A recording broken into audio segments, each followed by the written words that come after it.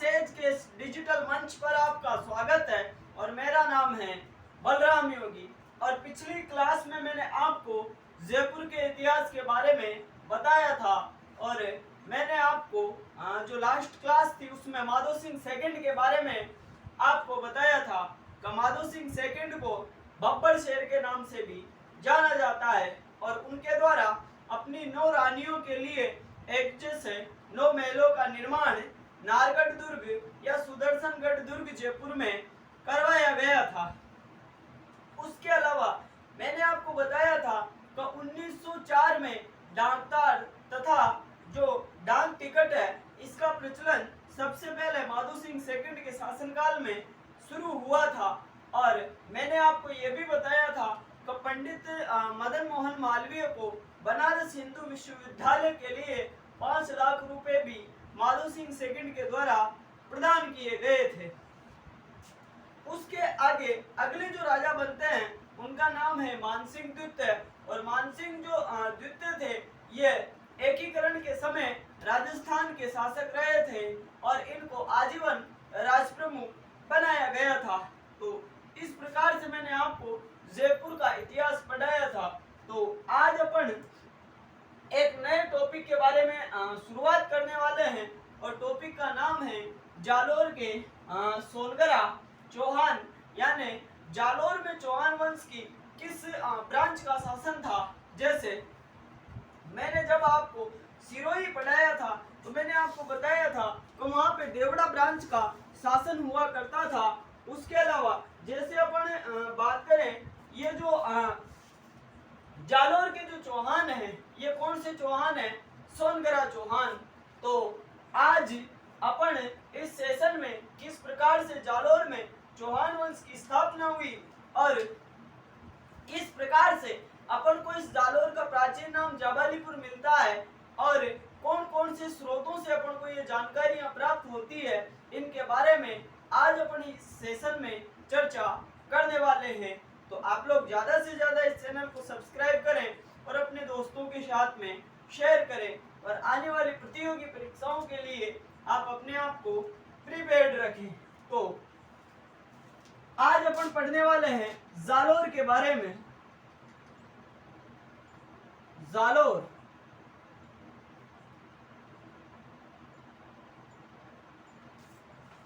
जालोर तो इस जालोर वाले रीजन में यानी राजस्थान का जो जालोर जिला है इस जालोर वाले क्षेत्र में एक ऋषि हुआ करते थे और ऋषि के अगर अपन नाम की बात करें तो ऋषि का नाम था महर्षि या ऋषि जाबाली।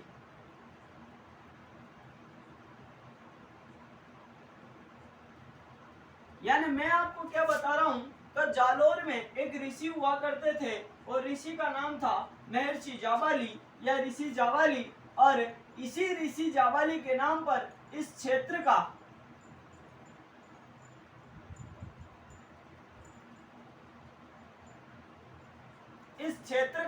प्राचीन नाम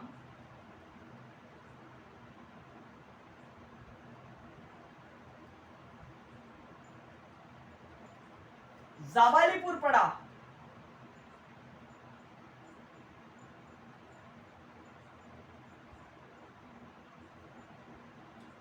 यानी आप ऐसे याद रखोगे जालोर वाले क्षेत्र में एक ऋषि हुई है और ऋषि का नाम था ऋषि जाबाली और इसी ऋषि जाबाली के नाम पर इस क्षेत्र का प्राचीन नाम क्या पड़ गया, जाबालीपुर। और जाबालीपुर जो नाम है इसकी जो जानकारी है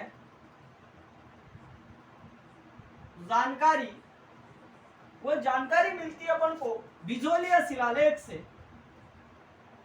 कौन सा शिलालेख, बिजोलिया शिलालेख।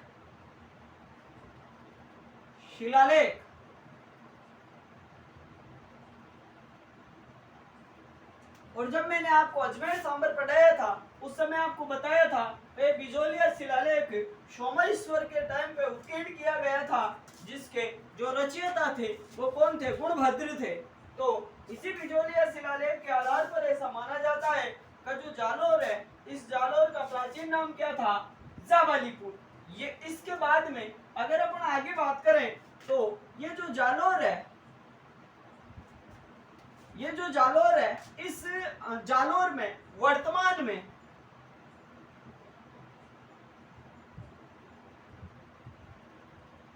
क्षेत्र में वर्तमान में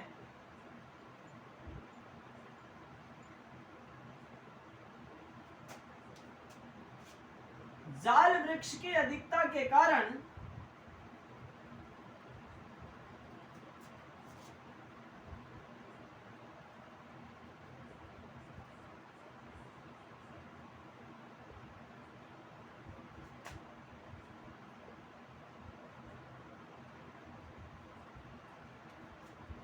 वर्तमान में इस क्षेत्र में जाल वृक्ष की अधिकता के कारण इस क्षेत्र का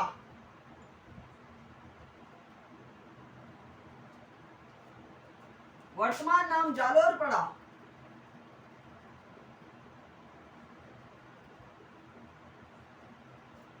जालोर पड़ा, यानी ये जो जालोर वाला रीजन है, इसमें वर्तमान में जाल वृक्ष अधिक मात्रा में पाया जाता है, बहुतायत मात्रा में पाया जाता है।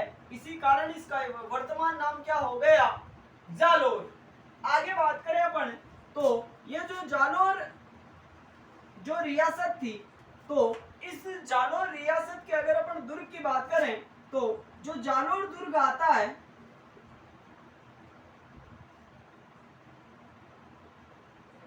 इस दुर्ग के उपनाम भी कई बार एग्जामों में पूछे गए हैं। तो जालोर दुर्ग के उपनामों में आप लिखोगे जालोर दुर्ग के उपनामों में आप लिखोगे सुवर्णगिरी,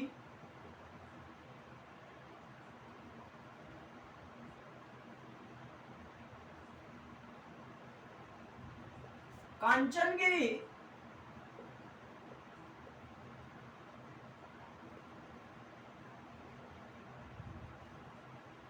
और तीसरा नाम मिलता है अपन को सोनगिरी।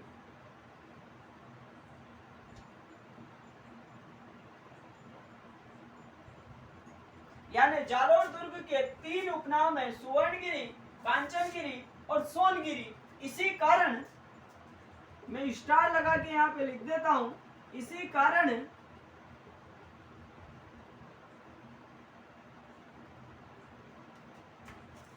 यहाँ के शासक सोनगरा चौहान कहलाए।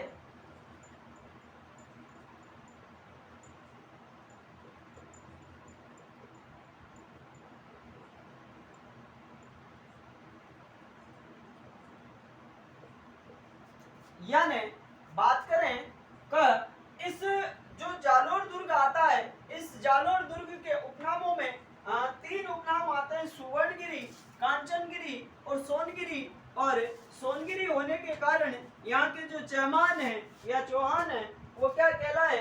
सोनगरा चौहान। तो एक बार फिर मैं आपको बताता हूँ, जालोर, इस जालोर में एक ऋषि हुई है जिनका नाम था जाबाली। उन्हीं के नाम पर इस क्षेत्र का नाम, प्राचीन नाम जाबालीपुर पड़ा। इस बात के बारे में अपन को जानकारी जो बिजोलिया शिलालेख आता है भीलवाड़ा का, उससे अपन को मिलती है।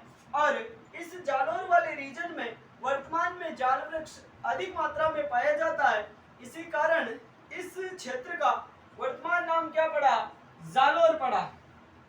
फिर मैंने आपको बताया कि जालोर दुर्ग के तीन उपनाम आते हैं, एक का नाम है सुवर्णगिरी, दूसरे का नाम कांचनगिरी और तीसरा है सोनगिरी। और यहाँ पे इसी सोनगरा जो चौहानों की जो शाखा थी, इसका शासन रहा था। इसी कारण यहाँ के जो चौहान हैं वो क्या कहलाते हैं? सोनगरा चौहान। तो आप लोग इसको नोट आउट कर सकते हो। अब अपन जालोर में किस प्रकार से चौहान वंश की स्थापना होती है उसके बारे में मैं आपको बताने वाला हूँ। तो जालोर के इतिहास से पिछले प्रतियोगी परीक्षाओं में सभी एग्जामों में पूछा जाता है, तो आप इनको नोट आउट कर सकते हो।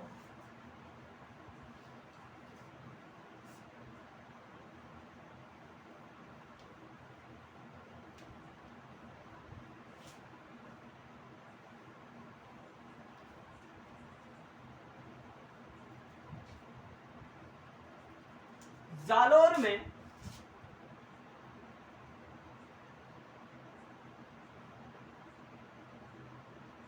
चौहान वंश की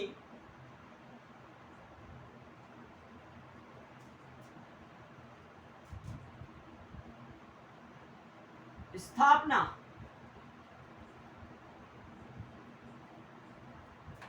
जालोर में चौहान वंश की स्थापना कब वो किसने की, तो उसके बारे में मैं आपको बताता हूं। तो मेवाड़ रियासत का नाम आप सभी ने सुना होगा। तो जो मेवाड़ रियासत थी, उस मेवाड़ रियासत के उस समय जो शासक थे उनका नाम था सामंत सिंह और दूसरे का नाम था कुमार सिंह। और समकालीन अगर अपन बात करें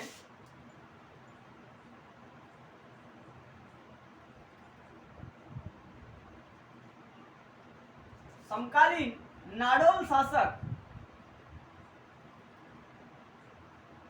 नाडोल कहां पे पड़ता है, पाली में। और नाडोल के जो शासक थे उनका नाम था अलहण। अलहण। इधर अगर अपन बात करें मेवाड़ के शासक की, तो जो मेवाड़ महाराणा थे, मेवाड़ के जो शासक थे उनका नाम था सामंत सिंह।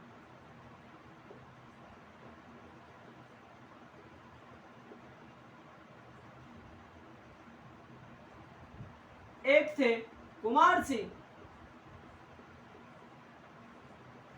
यानी जब मेवाड़ में सामंत सिंह और कुमार सिंह शासन कर रहे थे तो उस समय जो नाडोल थी, जो नाडोल रियासत थी, छोटी सी एक जागीर आती है, तो उस नाडोल पे शासन किसका था, अलड़ का।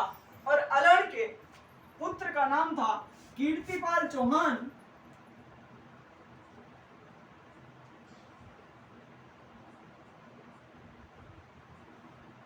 कीर्तिपाल चौहान। अब ये जो कीर्तिपाल चौहान था, ये बचपन में ही या शुरू से ही एक होनहार लड़का था। कहने का मतलब इसमें एक शासक बनने के सभी गुण उपस्थित थे।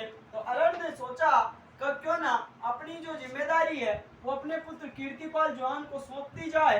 तो अलड़ के द्वारा कीर्तिपाल चौहान को अपना वैधानिक उत्तराधिकारी घोषित कर दिया गया। और ये कीर्तिपाल चौहान एक महत्वाकांक्षी शासक था, अपने साम्राज्य का ज्यादा से ज्यादा विस्तार करना चाहता था। इसी कारण इस कीर्तिपाल चौहान के द्वारा मेवाड़ के शासक सामंत सिंह के ऊपर आक्रमण किया जाता है।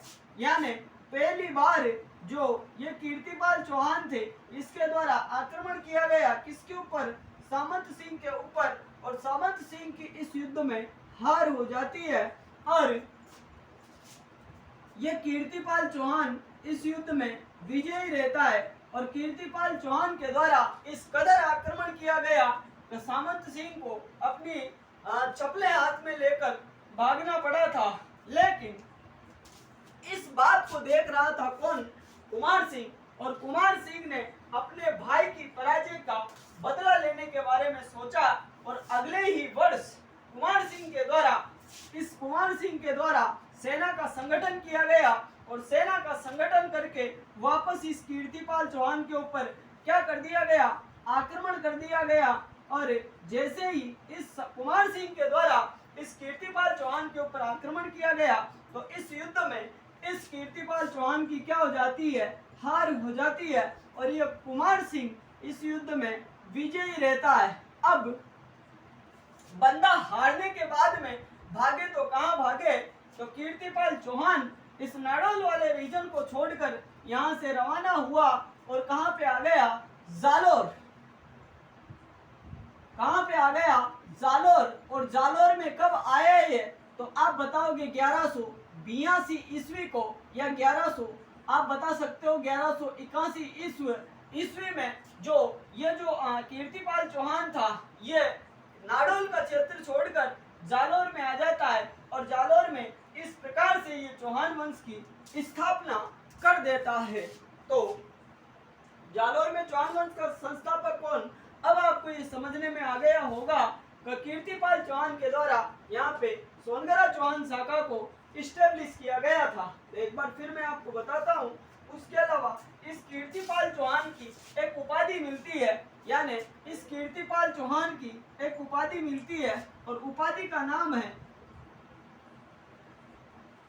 ये भी एक बार एग्जाम में पूछी गई है कि तू एक महान राजा।